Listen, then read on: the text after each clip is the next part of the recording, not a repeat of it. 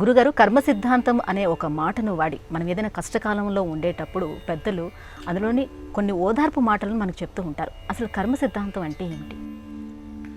సాక్షాత్తు లక్ష్మీ స్వరూపం, ప్రపంచానికి కన్నతల్లి వంటి దైవం సీతా జగన్మాత సాధ్వీమణి కర్మఫలాన్ని అనుసరించి అశోకవనంలో చెట్టు కింద కూర్చున్నది.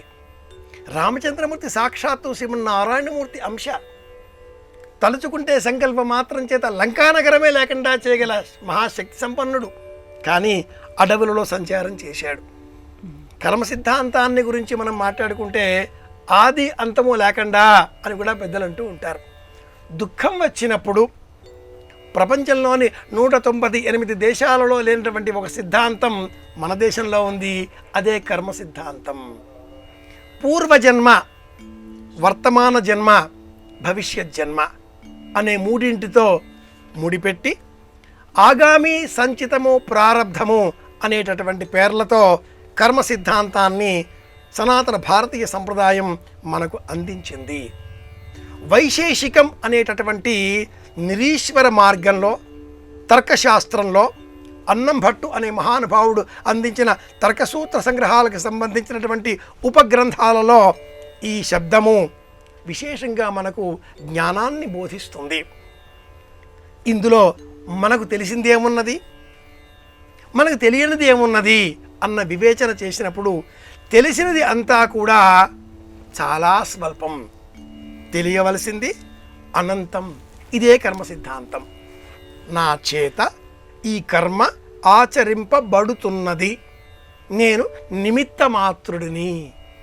గతంలో చేసిన కర్మ కారణంగా ఇప్పుడు ఈ ఫలితాన్ని అనుభవిస్తున్నాను. ఇప్పుడు చేసేటటువంటి కర్మ ఫలితంగా రాబోయే జీవితం ఆగామి అర్థవంతంగా ఉంటుంది.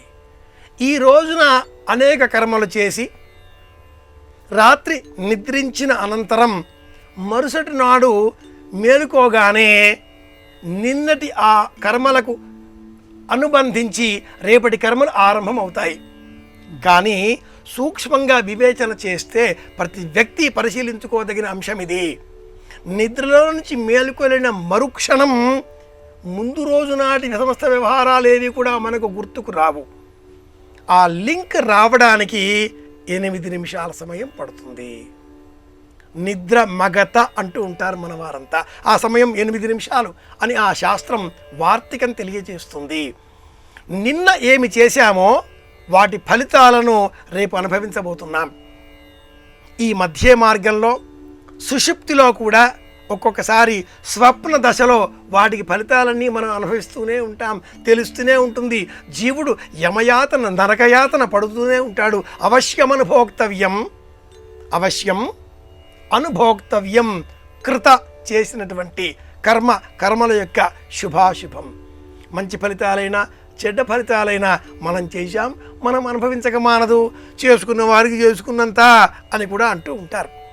ఓ మాటకు వస్తే ఓ ఇల్లాలు అనేక దేవతలను పూజ చేస్తున్నది. వచ్చే జన్మలో నా వంటి మంచి భర్త మళ్ళీ రావాలి అనే కదా ఈ పూజలన్నీ కూడా అని ఆ భర్త అనగానే అబ్బో ఆశ, వచ్చే జన్మలో కూడా మళ్ళీ ఇదేనా అని ఆ ఇల్లాలంటే ఆ భర్త పక్కున నవ్వేశాడు. చేసే కర్మ ఎలాంటిది, కర్మ ఫలితం ఎలాంటిది, ఈ వేదాంతంలో నా చేత ఈ కర్మ చేయబడుతున్నది అన్న జ్ఞానం రావాలి. ఒక భర్త ఉదయం నిద్రలో మేలుకోగానే 8 నిమిషాల సమయం కదా, ఆ సమయంలో నేనెవరిని, ఎక్కడి నుంచి వచ్చాను, మరణం అనంతరం ఎక్కడికి పోతున్నాను, ఏం జరుగుతుంది, ఏం చెయ్యాలి, నేనెవరిని, ఇలాంటి ఆలోచనలు చేస్తున్నాడు. వంటగదిలో నుంచి పాలైపోయాయి, పాలు తెస్తేనే నీకు టీ, ఆ మాట రావడంతో ఓ నేను భర్తను, ఈ జ్ఞానోదయమైంది, కర్మ ఆరంభమైంది, ఇలా చెప్పుకో.